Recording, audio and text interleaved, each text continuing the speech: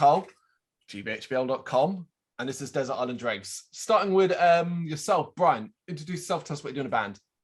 Hi, so I'm Brian. I'm the bassist in Worn Out, and hard to know what else to say that's relative to this, but yeah, nice to meet you. Perfect. And yourself, Alex? Yeah, hi, my name is Alex. I play guitar and do backup vocals, you could say, in Worn Out. Yeah, and I've been making music forever. All right, so every question I throw at you, we'll start with you, Brian, first, and then you with Alex, so you both get a chance to answer them. And this is a really straightforward one. And even though we're only like 2 weeks into it so far, how has 2022 been treating you? Interesting, yeah. So I started off the year in COVID isolation, so I'd spent Christmas alone, but I actually love being in the house alone sometimes. So yeah, just working flat out. I swapped from working nights for about 15 years to getting up for 6 a.m. rather than going to bed at 8 a.m. So pretty much work and sleep, and that's it. And trying to be productive, but lying about how productive I am to everyone else outside of work. Well, that's the way, isn't it? When you say COVID isolation, you were sick. Yeah. So how did it treat you? So I've never been too afraid of it. I was double vaxxed, so I wasn't too symptomatic. It was, I just basically had the mildest symptoms of all time right when I was meant to go and see family over Christmas. So I didn't take the risk. Got a PCR on Stephen's Day and was positive. So it's a good thing I was cautious, but wasn't too sick. I'm just fatigued. I was an hour late for practice one day because I slept in. So. I'm glad to hear it wasn't too bad on you. I picked up what you said there, though, man. As a person that does night shifts every 4 weeks for a week straight, and I've been doing that for 19 years, it kicks my ass. You've been doing constant nights for 15. Yeah, just bars, restaurants. Even when I was working in a call center kind of environment, then it was night shifts working with Americans. But I switched to dealing with Germans. Alex will tell you how difficult they are. So, just up for 6 a.m. now for work instead. So just trying not to be too cranky and making sure if I wake up at 3 a.m. there's about 14 pounds of coffee in me and you're generally okay. Yeah, man, I'll imagine it's going to take your body a fair bit of time to adapt. Oh, yeah. How about you then, Alex? 2022 been treating you okay? Well, it's been pretty uneventful so far. Like before the new year, I flew over to Germany for the first time in years. So it was actually like really, really cool thing and a nice thing. But yeah, 2022, just watching a lot of movies, playing a lot of video games, not making enough music, but I hope that's about to change soon since Brian is now back in full effect and we can actually practice again. But yeah, gladly I didn't catch COVID. So thank God, but we were just probably all bound to catch it sometime. Like, you're right there. It's almost an inevitability, considering the state of the world. Yeah, just the big risk now is making sure it doesn't happen right before a gig, because Murphy's Law, that's how it might go down. Don't jinx it, man. Don't jinx it. I was always wishing it on you when I had it, just so we wouldn't miss gigs or practices. What do you make of the consistent and constant cancellation of so many big tours that is still continuing now into 2022? The next couple of months in the UK is already a bit of a shit show for cancellations and postponements. So yeah, I got tickets to see Miss Sugar in June in Dublin, and every day I just wait for the inevitable announcement. Yeah, we're gonna postpone this, and it's not gonna happen. And I mean, we're in year 3, or almost in year 3 of the pandemic, and we should maybe get used to it now.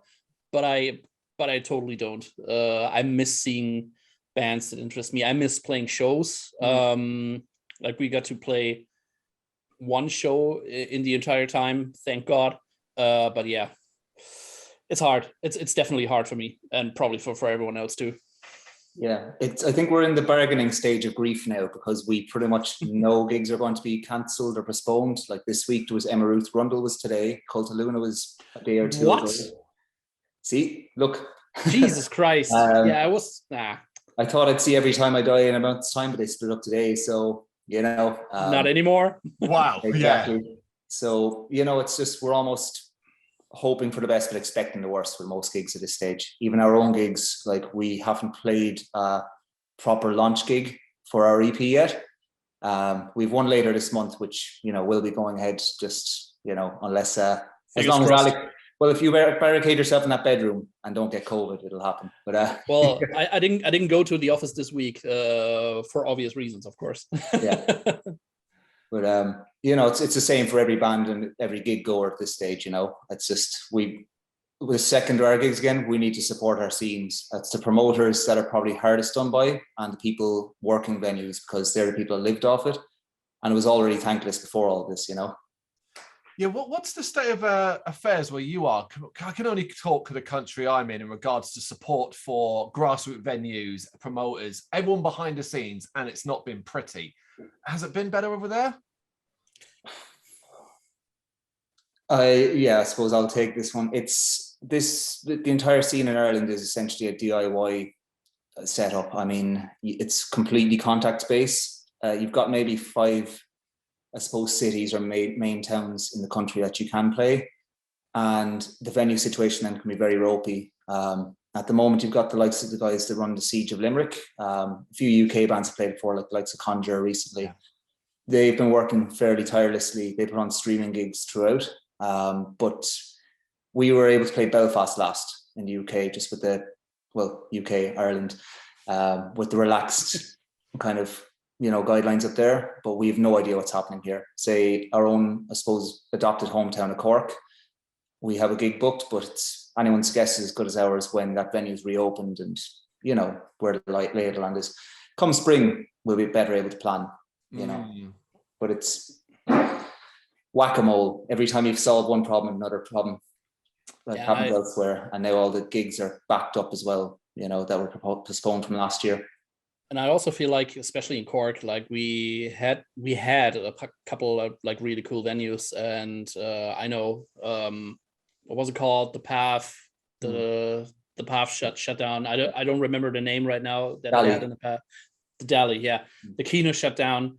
Then of course there's Frets, but God knows like when and if this reopens. Like, yeah, it's dire.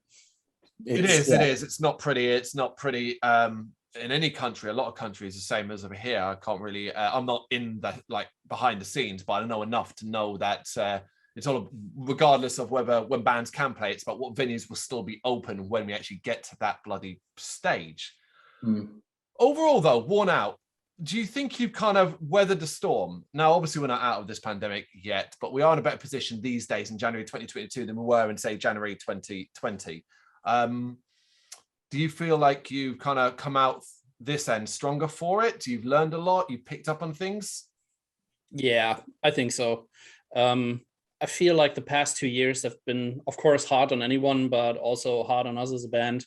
There were some times where we couldn't do anything at all. We haven't seen each other for some time stretches, and mentally it felt like, are we actually in a band?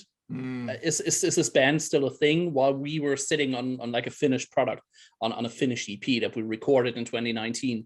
And yeah, it was really hard for us to sit on this and just making the plan, you know, we release this when we can actually support this. And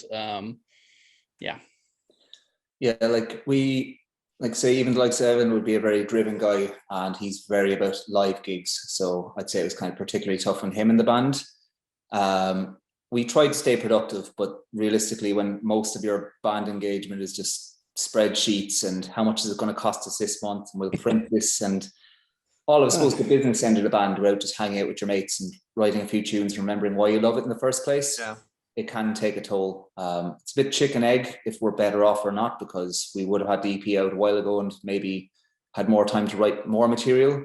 We don't know where it would end up, but I mean, we could have also fallen out because we're seeing more of each other and split up. You never know.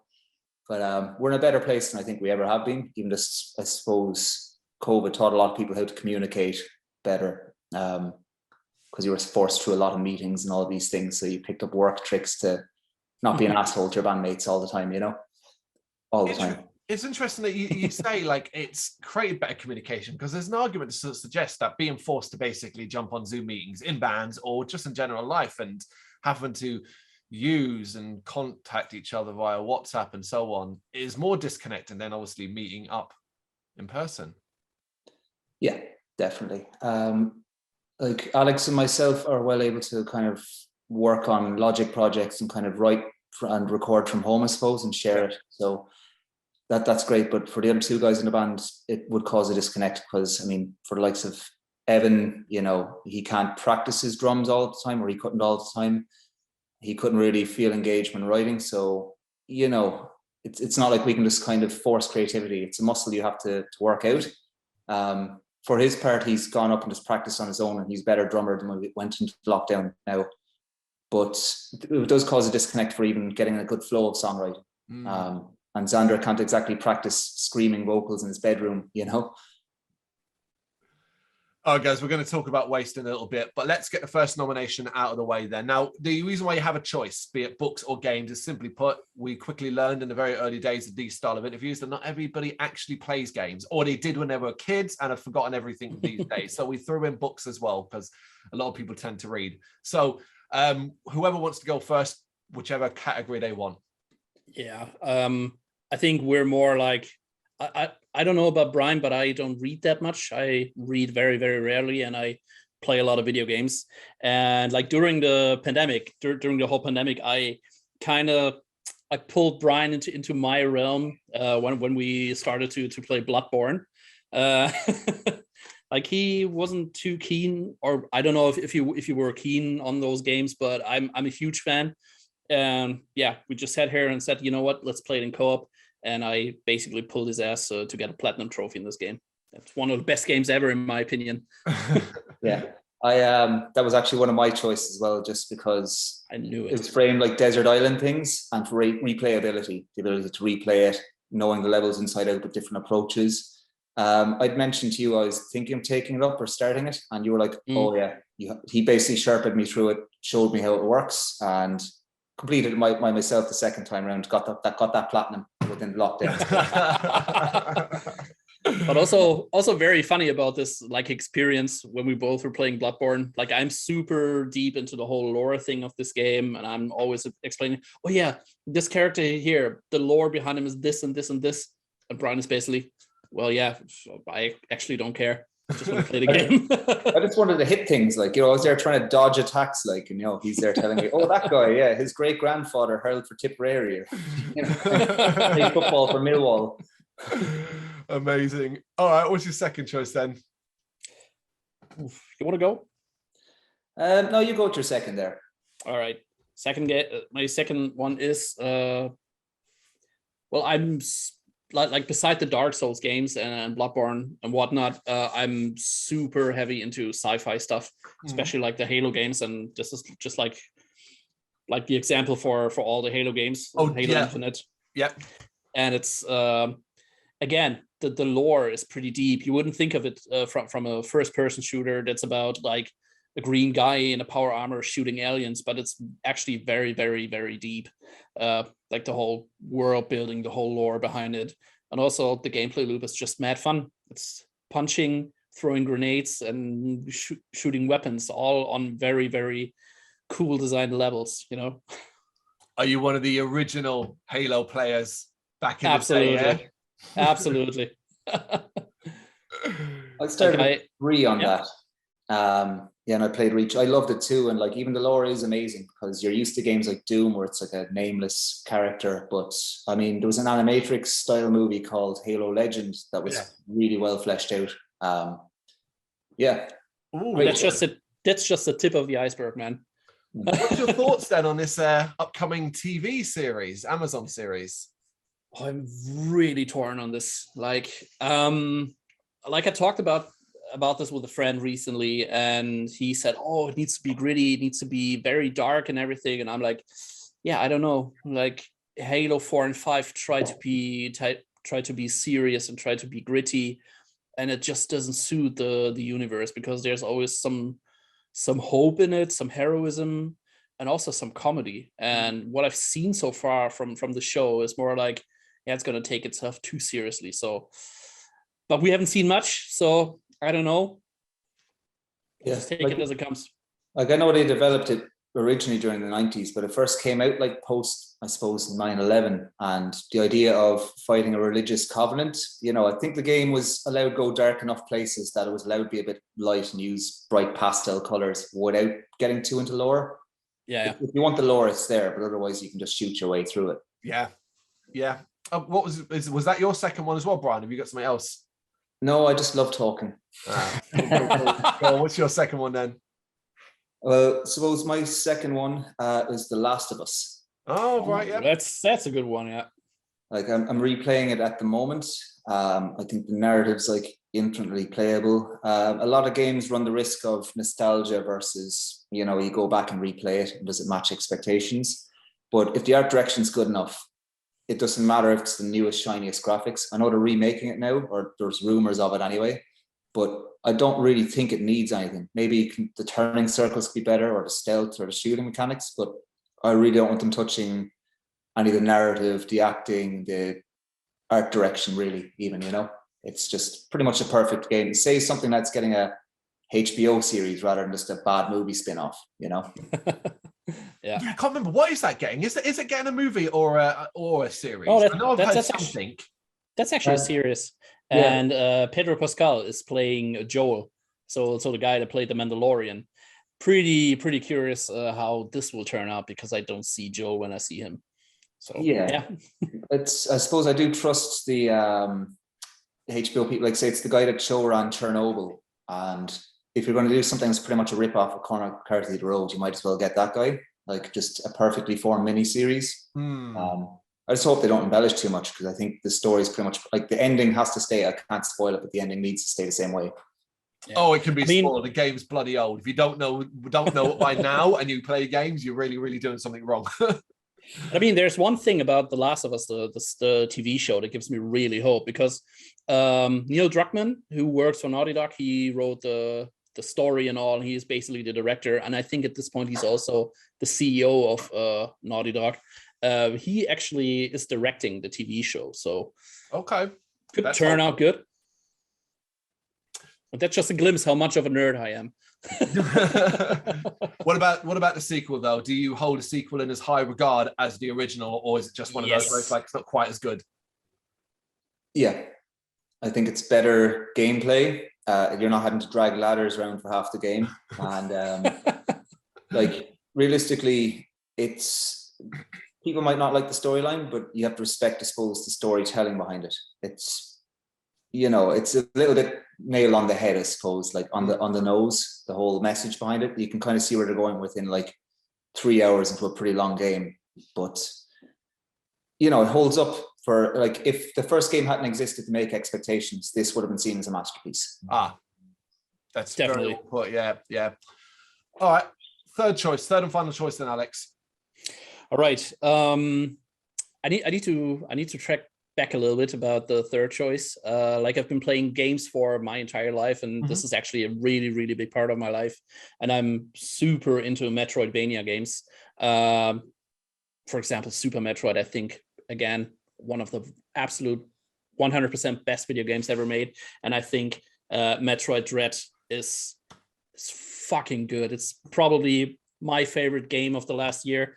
Took everything that Super Metroid had, the intricate level design. Sometimes it shuts you out of like certain areas, and introduce some new stuff like the Emmys, and they are like, you're dreading fighting them.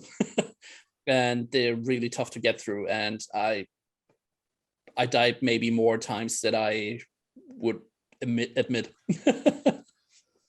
Considering you just said it, Metroidvania, that style became a genre in its own. Why is it because that style has been aped and copied by just about every indie game going up to this point, and then Metroid, this one comes out and obviously doesn't just nail it, but is seen as a classic modern game. What is it that everyone else is failing to do that this game gets right, do you think? It's probably this is something that Dark Souls, which in my opinion is also, at least the first one, some kind of a Metroidvania game. It's more the environmental storytelling. Sometimes it's just like, why is there this base here? Why is there this laboratory here? And it just tells you what was going on there just through the environments. Maybe also guides you through it. And a lot of the I would say, indie Metroidvania games. They replicate like the gameplay. They replicate the level design, like how the levels are built, how they are stacked on top of each other. But they're oftentimes really failing to have some environmental storytelling. And I think this is one thing where Metroid exceeds, where Dark Souls exceeds. And this is why I'm so in love with these games. I have to ask as well, were you at any point, have you been a fan of specifically doing Metroid, the changes, the ones that went first person shooter style? Yeah, I thought they were great. I think this is probably the best way on how to do a 3D Metroid. I mean, they totally goosed it afterwards with Metroid Other M. That was just a shit show. But yeah, Metroid Prime, absolutely sick. I think this was probably the only reason for me to buy a GameCube back in the day. Ah, yes, of course.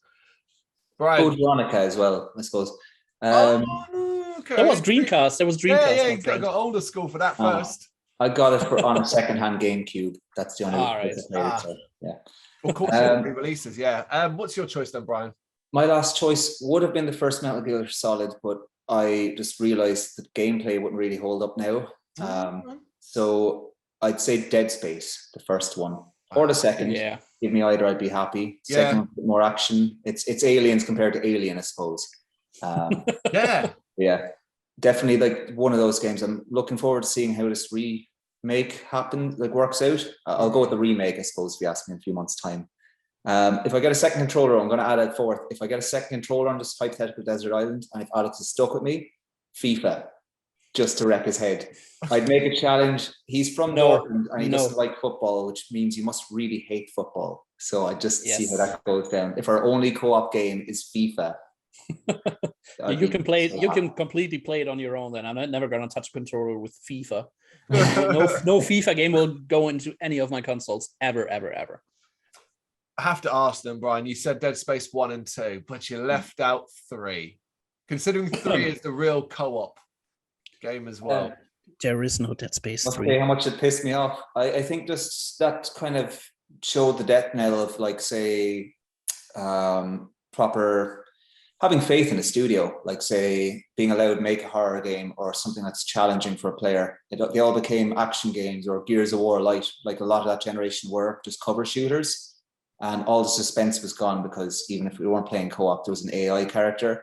The dark settings were gone, so you lost all that suspense of like what's around the corner.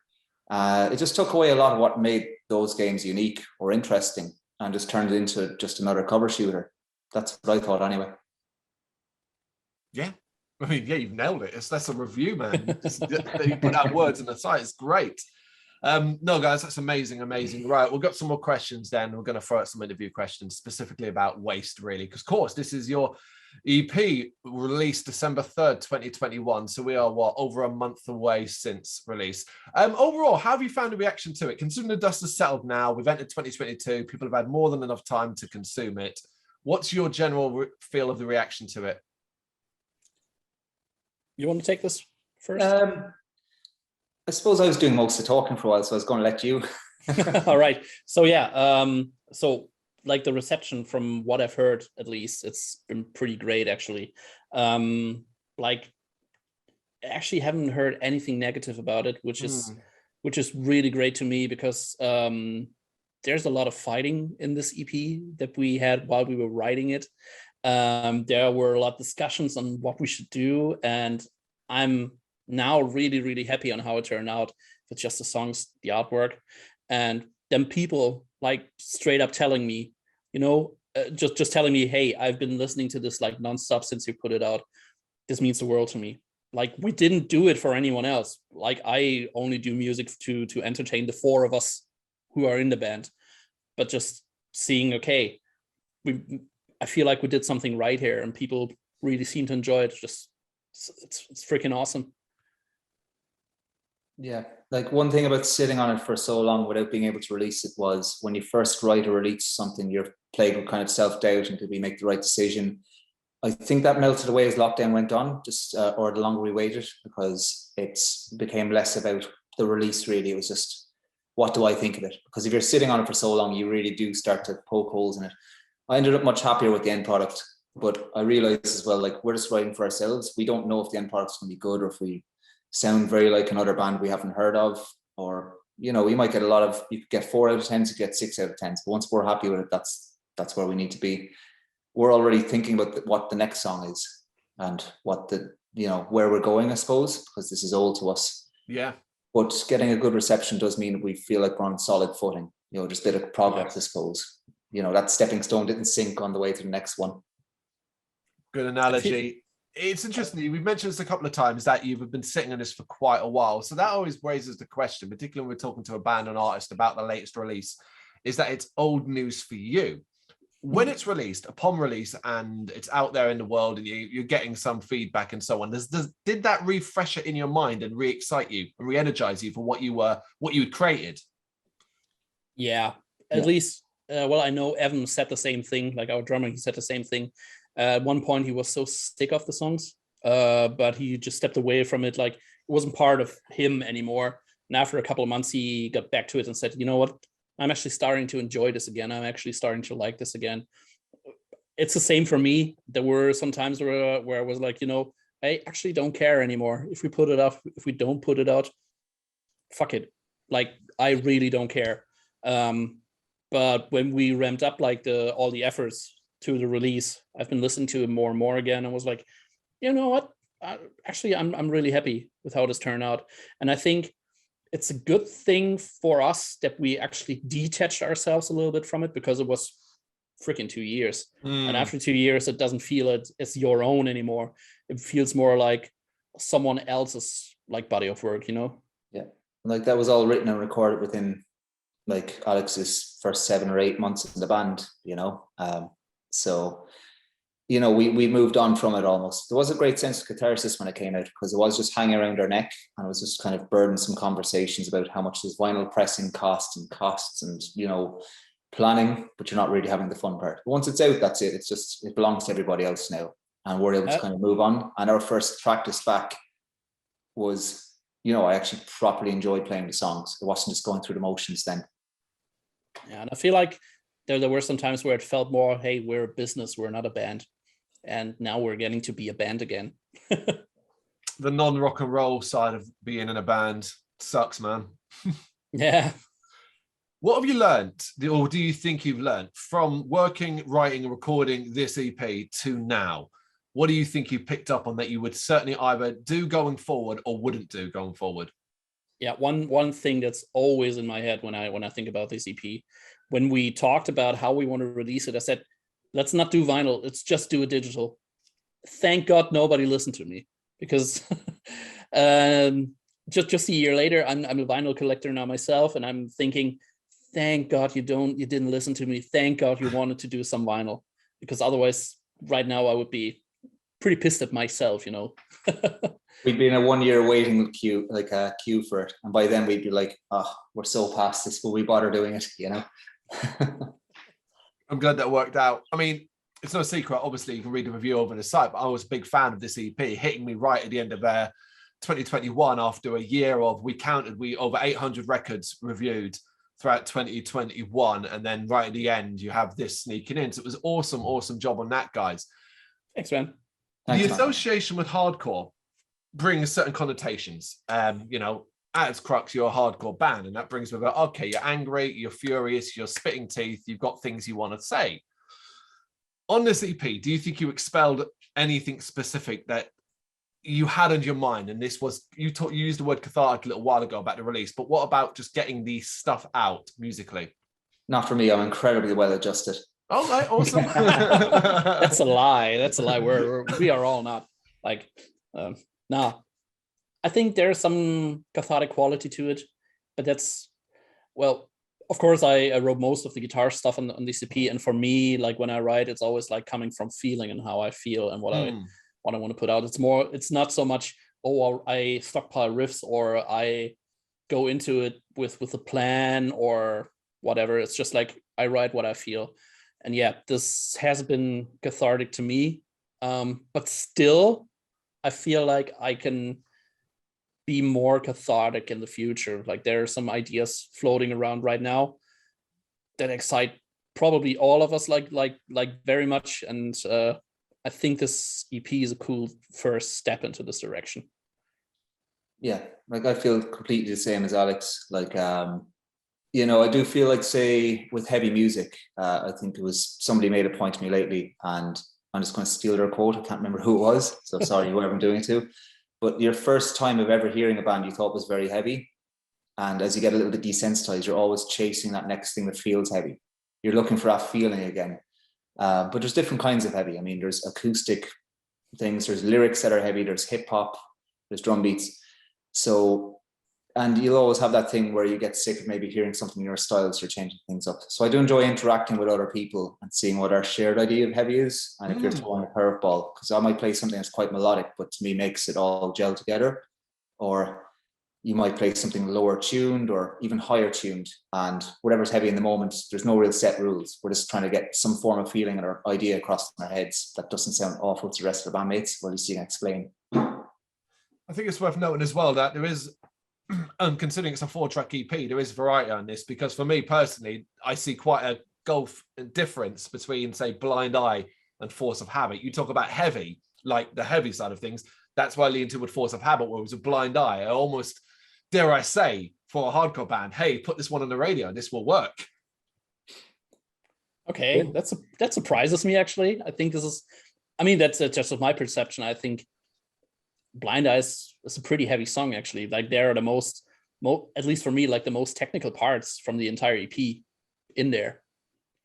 Oh, there's no argument about it being heavy. There's no question about it. I mean, you are talking about 4 tracks of pure chaos. But when I think of like a modern audience that perhaps doesn't always listen to a specific style of music and gels and puts on a Spotify playlist, as it were, and goes, this is what I'm going to listen to. And you kind of want one track from a band on there that might grab their attention. That's where Blind Eye comes in for me. Ah, right. Now I got you. Yeah. Like, I suppose some of that comes from, like, Blind Eye was the first song that was written with Alex in the band, and he'd come in with a riff. But I suppose either through a lack of me being good enough or having played that style enough in the last while beforehand, like being warmed up with it, if he was playing something very, I suppose, mathcore or very like general escape plan influenced or these kind of bands, I either didn't have the chops or else I felt the need to balance out things with a bit of melody. So you might hear a bit of a hooky thing now and again through a bit of weirdness. So for Alex, when he's playing and with bad monitoring on stage, he's just hearing the most aggressive thing in the world. Whereas to me, I'm like, oh, here's the melodic chorus bit and bass. So, you know. Yeah, like Brian is the guy for the hooks. I'm the guy for no hooks. Very good. All right, guys, next nomination. This is always my favorite one personally. It's the horror movie section. So I do hope you both have seen horror or watch horror regularly, because I do like to quiz you about it. So who wants to get us started with this one? I'll go with you again first, Alex, just to see if I can rip, because if you get a really good one, I can just say, oh, I thought the same. Yeah. Well, let me think about this. One of my favorite horror movies in recent years is probably Midsommar. I would like hold up like a physical copy if they would be a thing with movies anymore. Yeah. But yeah, this is, I wouldn't say it's like a horror movie like in a classical sense, but it's more like the whole atmosphere. There's something menacing the entire time. Just how the movie starts off, it's, even though it's so grounded in reality and grounded like in like a, I would say pretty in a community, like in a pretty far out community, there's something unsettling going on like all the time, like the entire movie. And I feel it really hit me. Like, spoilers if you haven't seen the movie yet, there's this one scene where like the old people, they just say, you know what, I had my life, so I'm gonna walk up on this cliff and jump down just to kill myself. And it's been so gruesome and it's been so detailed. And I was actually sitting in this exact spot writing some stuff for a side project of mine, had this movie on, playing guitar, seeing this, and I stopped playing guitar. My jaw just the front was like, what the hell? And I just put the guitar away and watched the movie and was like, this is insane. Like this really got to me. So yeah, Midsommar. I know the exact. Yeah. Yeah, good shout. It's a movie that I feel like you basically sitting uncomfortably throughout. You're just constantly uncomfortable. What do you make of the argument though that it can be quite pretentious? Yeah, I see that. Like, I totally understand, and I think Ari Aster, the director of the movie, he has some like, he is a little bit like that. I mean, even if you think about Hereditary, like the I think it's his first movie. Yeah, that was actually my third choice. So. Oh, really? They're going anyway.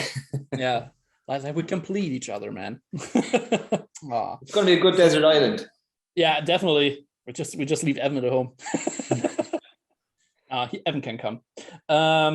So yeah, I think Ari Aster, he's a little bit pretentious from time to time, but I think it suits the kind of movies that he makes very, very well. So sure, let's be pretentious. If the end result is as good as Midsummer, I'm all for it. Completely fair. Love that. Brian, you said Hereditary was one of yours. You might as well go straight into it. Yeah, I suppose I'll just flip my order anyway, and then I'll forget my other two. No spoilers, please. I haven't watched it yet. Yeah, that's well, then watch it tonight. So I don't agree at all with him being pretentious, but I think it's just like a fresh perspective, and movies that have, and it's one of the reasons actually one of my Desert Island, I suppose, watches would be replayability. You can watch it and it's a little bit layered, and it's a little bit like there's definitely a degree of body horror to Hereditary, a lot of like really interesting imagery. But I think just for modern filmmaking, I suppose, like say, I hate numbered sequels or just like another James Wan Conjure ripoff. Like Hereditary just brought up some very interesting themes about, like, say, family, and brought in a bit of the occult. And there's just, you always have these scenes that stick with you. Like, say, even if you were young watching a movie and you see a horror movie, there's always like the best movies have that one scene that stick in your mind for a while afterwards. Like, think that bit of Nightmare on Elm Street where he's got the long arms, or all of that. Like Hereditary's got 4 or 5 sections that are like properly memorable. Yeah. Like, so I think, yeah, it's just like, it's kind of a modern classic, I suppose. And we don't have too many of those when it's just another Halloween remake. Yeah. No, well said. It's interesting, though, picking up on what you said at the start about replayability. Now, surely, I mean, is there not an argument as well for the likes of Hereditary? And I guess it applies to Midsommar as well, which is that those are movies that you watch once and then stand back and have to almost take the time to let it seep into your mind and spend a couple of weeks thinking about it before you rewatch. Yeah, like I went straight onto YouTube and like looked up some summaries of what this movie is actually about. And I like for Midsommar. And when I watched it again, I noticed so many little details that I didn't notice before. Like the scenes when it's just walking like past some trees, and all of a sudden, if you pay close attention, you see like the faces of the parents in the trees. Like from the main character, I can't remember her name now. Yeah, just stuff like this. And yeah, replayability, just like maybe a little bit like Fight Club, which is also a movie. If you watch it for the first time, it's great, and it's like a very, very cool plot twist. But if you then watch it again, it's like, oh yeah, this all makes sense now. I get it now. And I think this is a little bit the same with Midsommar. Can't talk about Hereditary yet, so watch it before practice, because I'm going to talk to you about it tomorrow. All right, cool. All right, Brian, go on. You go with your second one before we jump out to Alex. Cool. So my second would have been Alien. I suppose it ties into my Jesus Christ, this was my second one too. Brilliant. Both correct. Well, actually, I tell you what, I can flip it around even then. Tell you what, right? We'll share Alien. But part of why I love Alien is it's down to the art direction. And it's the idea of foreboding again. I suppose just take everything I said about Dead Space earlier and just apply it to this, and I'll save you the time. But there's an argument for like a well-designed character and the wondering what's around the corner, and the idea of vents and enclosed spaces and all of that. That we're just past. There's a certain era in cinema when they used to do, like, say, creature design far better than they do now when it's all CGI. Look at Terminator. That could be argued as one of the best horror movies of all time, just because of the actual character design in it. It's an action movie, but yeah, Alien speaks for itself. Yeah, it's probably probably the one horror movie that comes up the most from across all bands. Everyone tends to choose Alien. I've got a question about it, but Alex, you got any thoughts you want to add, considering yours is there as well? Yeah, I think And I always say, I think Alien is one of the greatest horror movies ever made, while I think Aliens is one of the greatest action movies ever made. And why I love the Alien series so much, because they're actually among my all-time favorites. Just the feeling of isolation, the feeling of you are alone out there. You are just and it's just one creature that's hunting you down. It's just very, very well executed. Also, the effects for the time, they're insane. Man, I just love this movie so much. And also, just to tie the knot with the Metroid games again, Alien is actually the single biggest influence on Metroid ever being made. So at least to me, that makes sense. Like if you play Metroid, if you watch Alien, there's so many similarities. You have like a female lead character, like in isolation somewhere in space. Yeah, of course. Okay, it's no surprise a load of bands you're saying that you bring on have Alien, because H.R. Geiger's art direction and the entire movie, pretty much every band, like album or EP cover has been somewhat influenced, you know. Yeah. Many of them anyway, you know. Oh, for sure. Now, I'm not going to even bother asking the whole of the which is better, Aliens. It's more because, as you said, I think you nailed it there when you said brilliant horror movie, brilliant action movie. But what about afterwards? Now, you say you're a big fan, particularly this is towards you, Alex, being a big fan of the series. We're talking about Alien 3, we're talking about Alien Resurrection, we're talking about Prometheus and onwards. How do you feel about the direction the franchise has taken? It's still hurting a little bit. I think Alien 3 is super underrated. I mean, you can really tell that they had some difficulties, like in the process of making this movie. Sometimes it feels a little bit half-baked and half-assed, but still the premise is actually pretty interesting to me. And I feel also like in the last couple of years, a lot of people came around to actually giving the movie the credit that it deserves. And I think Alien 3 is actually, it's up there with the first two, at least in my opinion. And probably a lot of people will say, like in the comments, you're completely wrong, this movie sucks. No, I think it's great. But everything after that, oh boy. I mean, Alien Resurrection it's just an atrocity. I think Prometheus had some cool ideas, but what I really didn't like about Prometheus was it took so many things that even Ridley Scott like set in stone and set in commentary in the commentary for the first Alien movie. And yes, I'm the person that watches the commentary. And he just throws all of that away, like the whole origin from the aliens, and just replace it with something entirely different. Just leaves a bitter taste in my mouth. I think Alien Covenant is a little bit better, but it's nowhere near as good as the first three movies. I think the idea of horror sequels, kind of, it's a snake eating its own tail anyway. Like a lot of horror exists in like what's unknown or unexpected or new, and there's a bit of shock value. And when you have Jason's back a 16th time, there's no real stakes to killing him a 17th time. Like he'll be back for another sequel, you know? Right, you've done this, you've mentioned this twice now, you've brought up sequels twice, Brian, so I'm going to ask you to stand up and give me one horror sequel that you do actually like and think, yep, that's not necessarily better than the original, but a strong maybe. Aliens. That's not a horror movie, that's an action movie. I'll cheat. I'll give you a remake that worked. Okay.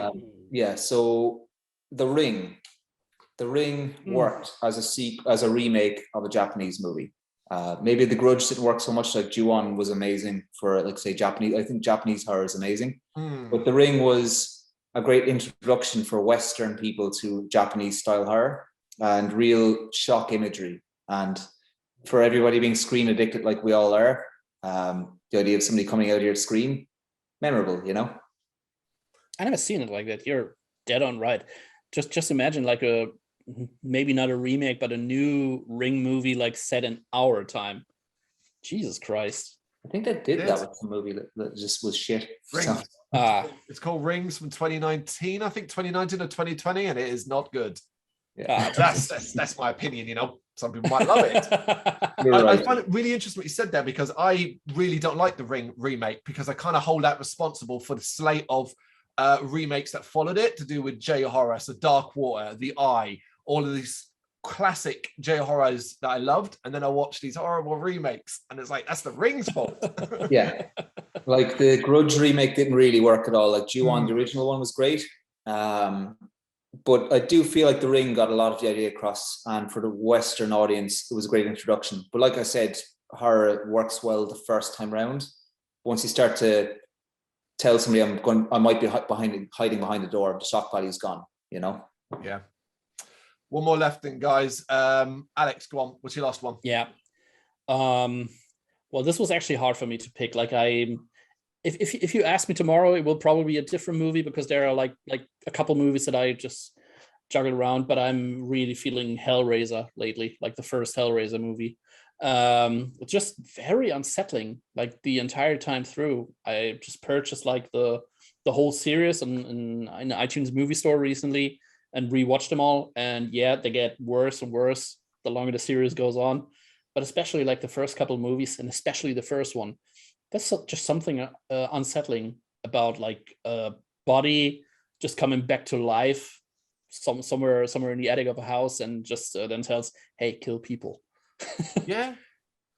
What was that was that your first viewing, or was it a movie you saw when you were younger? No, actually, one of the first horror movies that I ever seen was Aliens. My parents were out, and they allowed me to sleep in the living room, because like my mother always used to fall asleep in front of the TV. I was like, oh, I want to do that too.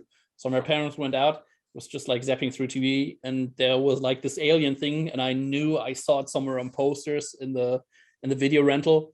I was like, oh yeah, I'm gonna watch this. And then I was sitting there like with the blanket over my head, like, I hope it can't see me. Yeah. The reason I asked is because I mean, Hellraiser is something I saw far too young, and one of the reasons why it always kind of had an effect on me at a young age that I can appreciate now as an adult is the sex pain for pleasure aspect of things that I'd never seen in a horror movie before. And I always think that's what stands out, particularly in the original Hellraiser. Then like the sequel was kind of lost, and I was wondering if that was something you would noticed. Actually not, because I seen Hellraiser the first time when I was already an adult. I haven't seen it when I was younger. So yeah. Though there is a good argument that Hellbound Hellraiser 2 is superior to the original. Did you make Yeah. That's what I'm saying. Like the first couple of movies, I think the first three, they hold up all very well. And what I liked about the second one, it takes the ideas from the first one, which goes in a completely different direction, instead of like retreading the same things like being done in the first movie. And I think, and I feel, especially if you think about the Nightmare on Elm Street movies, they basically do this. They take the same premise and you just apply it over and over and over again to subsequent movies. And Hellraiser doesn't do that. So I think that's why the first couple of movies still hold up. Oh, fair enough. I feel most of the best horror franchises, and the reason they become franchises, are rooted in a great pitch. Just like, say, Nightmare on Elm Street, a guy can get you in your sleep. Or, you know, it's just something you can explain quickly that's a very primal fear to somebody that's even young, that can translate to when you're old, you know? No, that's fair. You can picture it immediately as it says that a guy can get in your sleep. I pictured a boardroom and a handful of people standing there and saying, "That's it. That's what we've got for you. Make our movie. There's the money. Off you go." Yeah. Oh, bro, what's your last one? I actually feel I got them all out there, because the Ring, Ju-on, like I was going to actually go with, like, say, Ju-on as one of mine, but I kind of covered it. So. Oh, fair enough. No worries. All right, guys, we'll talk then about what the plans are going forward for Worn Out, really, at this stage. And I know it's early. We know a lot of things are in the air about what you can and cannot do. But surely the hope is that 2022 will be as busy as it possibly can be, right? Yeah. Do you want to go, Alex, or? Yeah, if you want to. Like I said, we started writing some new stuff recently and going a little bit in a different direction, but it still feels, or that's at least what people said, it still feels like it's worn out. But it has like a new spin. We started to tune way lower recently, like switch to 7-string guitars, or I switched to 7-string guitar. And I'm so sorry, Brian, I forced you to go into low tunings too. We'll get over it. We'll get over it. Yeah, I'm just gonna fight it out tomorrow. No, but I feel like our influences that we all have are coming together now in a new way. Like we're all into Deftones, we're all into hardcore, we're all into somewhat noisy, chaotic stuff, and like the stuff that we are writing right now is really like all of this coming together. I don't say, oh, it's the best stuff that we've ever done, because I cannot say that. That's for someone else to decide. But I feel like it's going into a new direction.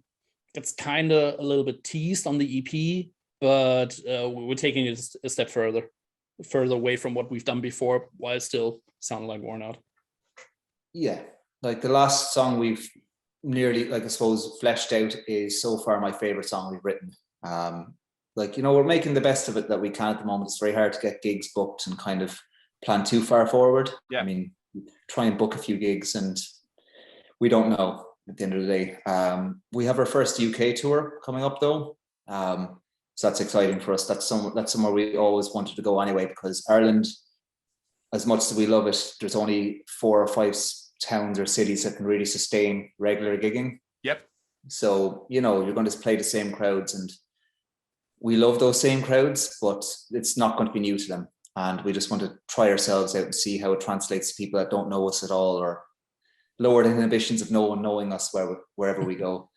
So yeah, we'll be playing in the UK. I won't say too much, it's not announced yet, but some stage over the next year, COVID allowing. That's it. It always comes down to COVID allowing. Going back to the music side of things, what's your thinking now? Do you not have a plan yet? Are you thinking single releases? Are you thinking another EP? Are you thinking full-length album? We all threw all of this around, and I think for now we don't know yet for sure. I feel like the songs dictate what we're gonna do. Fair. If it feels like okay, there's this one song that really stands out to us, but it doesn't fit like thematically to the other stuff that we wrote, we maybe put out a single. Or if we say, let's say we have like 10 songs written, which is very unlikely, but just to throw it out there, we have 10 songs written and maybe just like 5 feel like they fit together, then we do an EP, but we really haven't decided on that yet. Yeah. But I wouldn't say that it shouldn't take years now until we do some more stuff. Like we're in a good place right now creatively, and I've already some new ideas cooking up that I want to get onto once we finish the song that Brian's talked about, and which is also my favorite song that we've done so far. So yeah, writing, playing shows as much as we can, as much as COVID allows. Yeah, that's the plan. That's it. I mean, it's just, it always has to be somewhat organic. It's very hard to plan ahead. The music does tell us where to go, or sets the map for us. So sometimes you'll write a song and then the next song you're afraid to play something too similar to the previous song. And then with a month or two of separation, you might go like, that was the wrong bass line or wrong guitar line for that song, but it works here. So you just kind of need to look at a few songs behind you and then know what to do with them, you know. Our favorite song right now could be the one we end up dropping for our set eventually, for one we prefer that's similar, you know. That would be interesting if that doesn't come around happening, considering what you both said. I mean, of course, I completely understand how this works as well. I'm almost trying to crowbar some information out of you, as you do with any interview and all that. However, I am not your fan base on social media in the other way. What is it like, or how do you guys experience social media from Worn Out's perspective? And I'm talking about the interaction with fans, the demand that you constantly put out content, not necessarily new music, but whether it be an Instagram post or a tweet or a video behind the scenes. Is that something you are good at? Is it something you enjoy?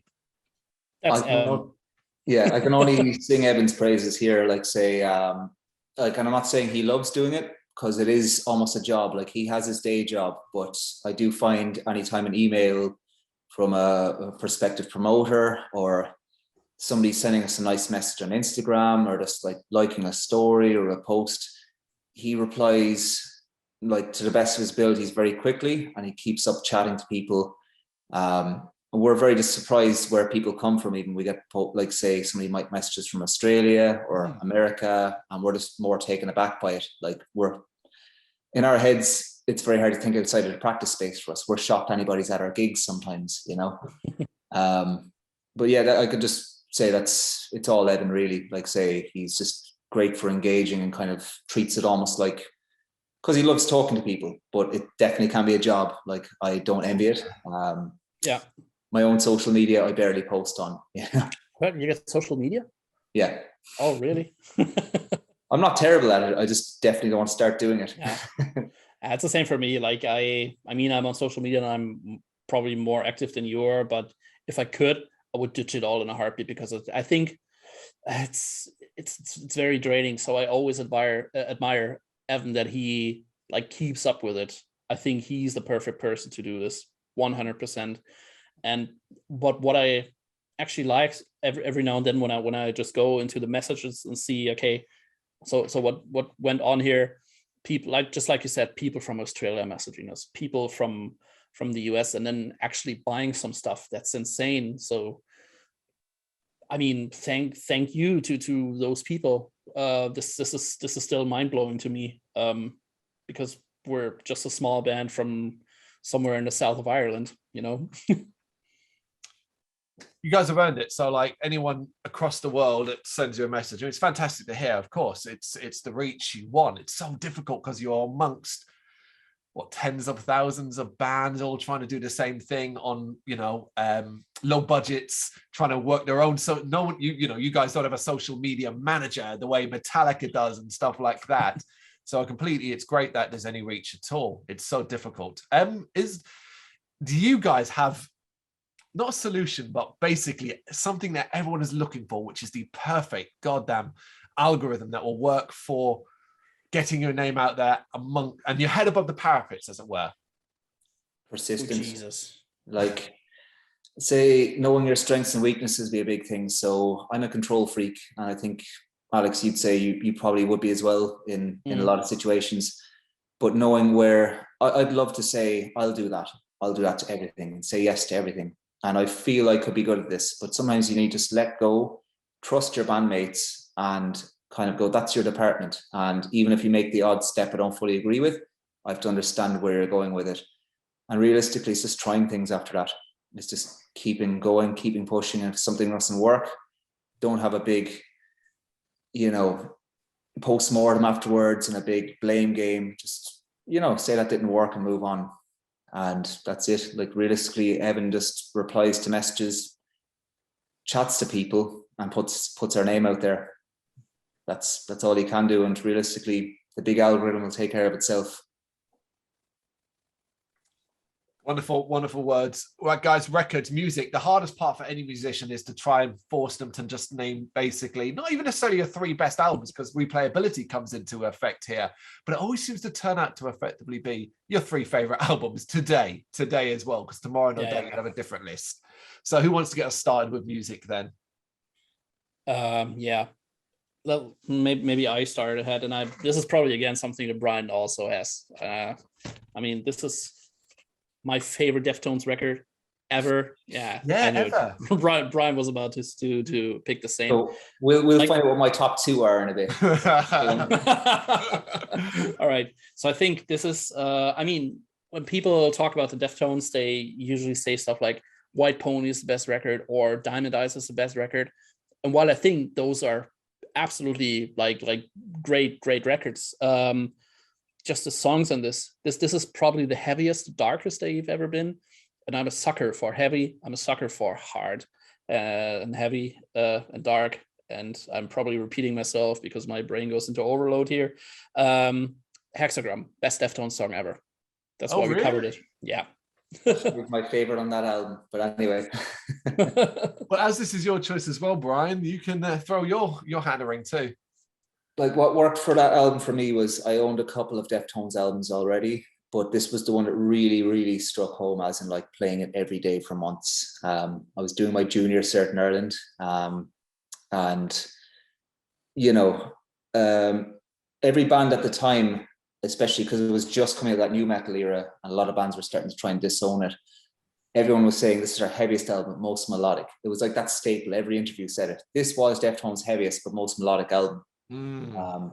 Like when Girls Telephone Boys, or Battle Axe, there were tunes there that had the most hefty discordant, like the jazz chords all over it. Like the thing that Alex loves in a lot of songs is normally dissonance and kind of sense of unease and clashing between the notes.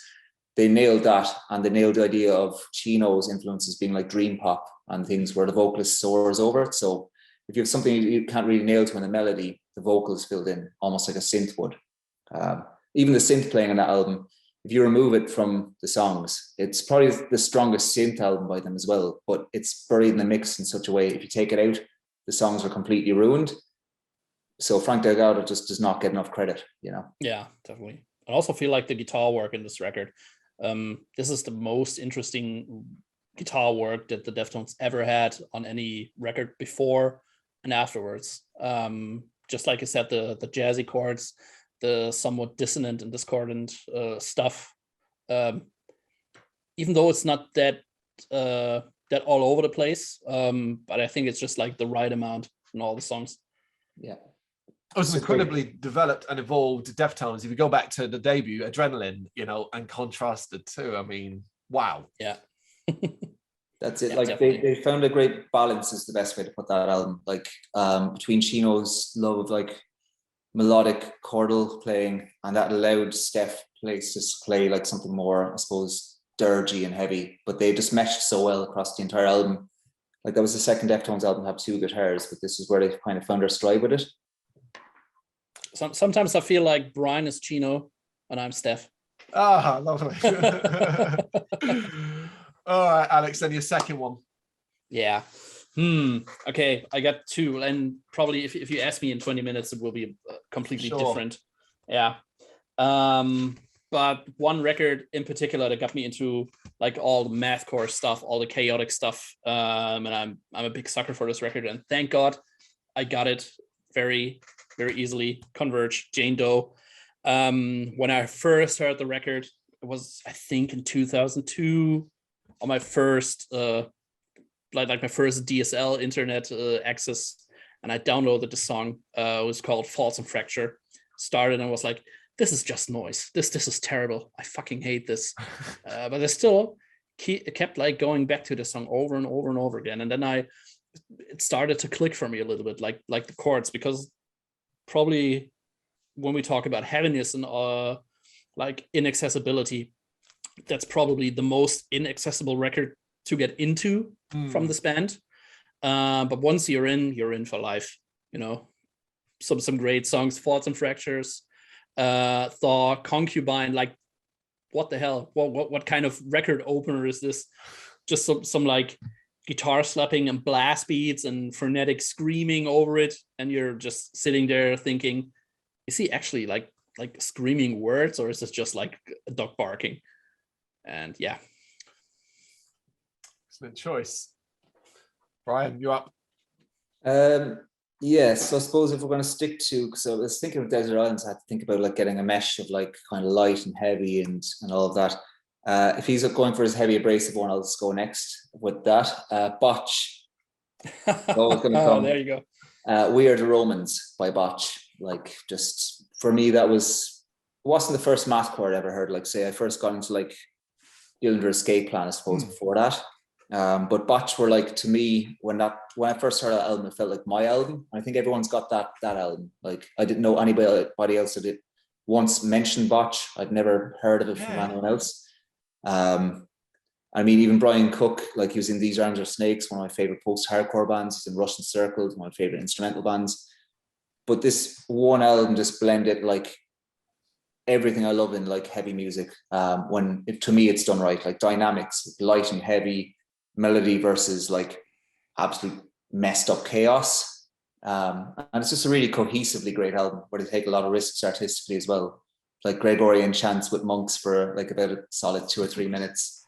Some of the best riffs ever in my head, and fun to just listen to. It's weird but fun, and it's challenging but fun, and it's very replayable. Yeah. Why is it then, you said it already, but why is it that when people talk about mathcore, Botch is not a name that comes up at all, really? I think I would disagree actually a little bit. I feel like last 5 to 10 years there have been a resurgence on like people really acknowledging Botch as one of the first mathcore bands. Like Botch, Converge, Dillinger. And I mean, just all the Botch stuff now gets re-released. That's actually like a big sign that there is some acknowledgement. Hey, this band is really groundbreaking. Yeah, it's a strange. I suppose maybe just timing was everything, because they didn't have a super long lifespan. They only had 2, I suppose, full albums, and their last EP, which is actually one of my favorite things to put out, was a mishmash of different styles. But I suppose it was a very American thing, a very touring band thing. But they split up just before the internet really became a forum board place, and you had quite as many people blogging or putting out tunes. So I think maybe just timing killed them there, because if Converge had quit after Jane Doe, the same could have happened to them for all we know. Oh, yeah. No, that's fair. That's fair. Okay, last one then, Alex. Yeah. So in the last couple of years, I really got into extreme metal, so extreme death metal. I'm not talking about like super technical stuff. Well, it is technical, but not like the super brutal, super technical stuff. But if it's dissonant, if it's very unpleasant to listen to, if it's borderline unlistenable, I like it. And the band that broke this to me is actually a band that came from a mathcore background and evolved more into a metal band. This is War from a Harlot's Mouth, and this record, MMX, is where they first introduced like low-tuned guitars and started to basically be a metal band and not really a mathcore band anymore. And when this came out, the same like with Converge, it was like, nah, I don't like it. That's not my thing. That's too much of everything. But like, and I mean, this record is now 11 years old. 11 years later, I feel like this is where I am at home, and you can hear this influence like all over everything I'm doing. If it's in Worn Out, if it's something else, all the super dissonant chords, just like not just like the standard dissonant chords that the most bands use, which is okay. Don't get me wrong, not smashing on this whatsoever. But it's, for me, those bands really excite me the most nowadays, because they're just so unrelentless. You were quite okay then with the evolution or the change up in sound or the development into being more of a metal band, rather moving away from mathcore. Yeah, I mean, I would say I developed myself from coming more of a first new metal, then going into the mathcore stuff, and then just evolving into nowadays listening to mostly extreme metal. Okay. Brian, your last one then. The last one's always the toughest, because that's the part where you leave out everything. I suppose I'm torn between 2 camps, because I kind of love a bit of like electronic music as much as, kind of heavy music. So my last choice would have to be something like Desert Island that fills in like dynamics and something where it's got a lot of melody and a lot of strange textures and ideas. I was going to go with Mogwai Mr. Beast, because that was just, for me, an amazing album. Just kind of like, I love my post-rock, post-metal and all of that. But I changed my mind just now while he was talking. Radiohead Kid A. Oh, wow. Okay. Oh, that's a good one. I love this record.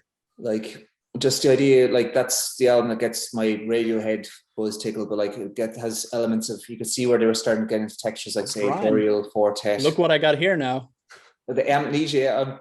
I'm curious to check out the blend of how they did that one. Yeah, it's a triple vinyl thing. I just bought it like a month ago. Triple vinyl just annoy me. Constantly. But yeah, to say a lot of my favorite electronic like things, like I find it's very hard to kind of say you've got a favorite thing, because they're essentially just textures and moods. So you can't really just go, I've got a favorite or one that brings you to Desert Island. So you could like Aphex Twin, you could like Amon Tobin, Boreal Fortet, Boards of Canada, and he later next, but you wouldn't be able to pick. So at least Kid A scratches some of those itches for me. I feel like that kind of works with Radiohead overall, doesn't it, really? Almost mood. And it's always about how you're feeling at the time, whether or not you're going to particularly enjoy either a complete record, or a particular song. Yeah. And that's it. Like, say, we were talking earlier about trying to capture a mood, but like, the heaviest music, sometimes Scott Kelly's Neurosis stuff, like acoustically is just heavy. It's dirty. Emma Ruth Rundle's heavy. There's many kinds of heavy. And sometimes Tom York, just one little lyric he puts out, and you're just like, yeah, he feels that. That's heavier than somebody tuning to Drop His Head and pulling stage moves, Yeah. Fair enough. As I said, we said at the start, if I asked you again tomorrow, I'm sure you'd have 3 completely different ones each. 100%. Yeah, I'm schizophrenic that way. Yeah. All right, guys, last word on Worn Out. And it's simply this. From talking to you across this past over an hour, the future seems very exciting. We've had an exciting release in Waste. And while the dust has settled on that, still go listen to it. People who hadn't had a chance, please do check it out. It is an amazing, amazing EP. I'm excited for the future of Worn Out. You guys seem as excited, very excited too. Should we all be super excited? 1000%, of course. I would say, like, keep an eye out on our social medias. We have a couple of things to announce in the coming weeks. So yeah, just watch us everywhere. Instagram, Facebook, maybe YouTube. I don't know. Probably. If you haven't done it, someone else will have done it. Evan probably does it. I can hear him killing us now for forgetting something we're meant to say, or else saying something we shouldn't have had said already. Are you on TikTok? Thank God, no. That'll never be us. I mean, we're millennials, we're no Zoomers, so. Judging by the fact you've probably got an editing job ahead for how long we've made this for you, TikTok's format doesn't suit us. No, this is wonderful, guys, because we haven't had many interruptions. We are about to bring it to the end, and I did tell you at the start there was one extra nomination that we don't tell anyone about beforehand. It's one each, simply this. It's something you can bring with you that you think you cannot live without. Ooh. Hey, Brian, we need to split this. Well, I mean, the gaming rig and the guitar is going to get us pretty much, that's just our houses. That's true. I was actually more thinking one of us brings the computer, one of us brings the guitar. I forgot. Do we have Wi-Fi in this island though? Yeah. We don't need Wi-Fi. We have Logic. You have everything. We've had this question so many times. We just gave up and said, yeah, fine, Wi-Fi, you name it. It's all there. Yeah, well, we can cop out then in that case. I mean, say we've already got the movies, games. We'll need something to play them on, so definitely a computer. Yeah. That's the internet sorted. And then a guitar, and that's our recording setup. Yeah. And, super relaxed. Guys, that's it. Thank you so much for taking the time to do this. Thank you so much for having us. Thank you very much for watching. You can check us out on gbhbl.com as well as on Facebook, Instagram, Twitter and Tumblr. Go to Patreon to help us out over there. That's patreon.com/gbhbl, as well as Big Cartel, where you can find some of our merchandise. We have a podcast running on SoundCloud and Apple Podcasts. And of course, if you like this video, do us a favor, hit the subscribe button and help the channel grow. Games, horror and heavy metal. What else is life for?